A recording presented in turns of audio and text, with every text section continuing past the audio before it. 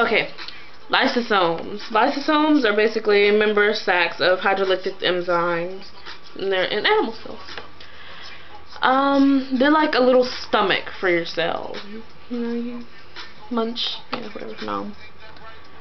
And they're also the cleanup crew of the cell. So they're like, you ever heard that? Never mind. Let me just leave that alone. They work in cellular digestion. They fuse with the food vacuoles, and the polymers are digested into monomers, and they're passed to the cytosol to become nutrients for the cell. They're like the recycler of the cell also.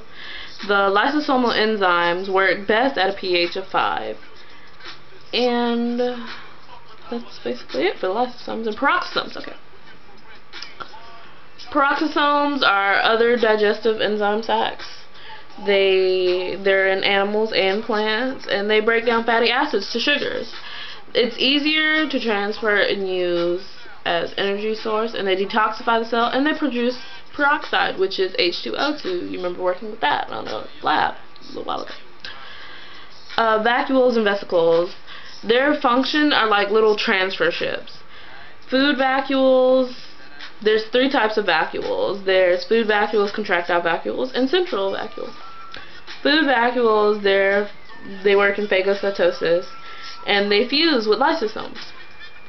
Contractile vacuoles, they're in freshwater protists. They pump excess water out of the cell.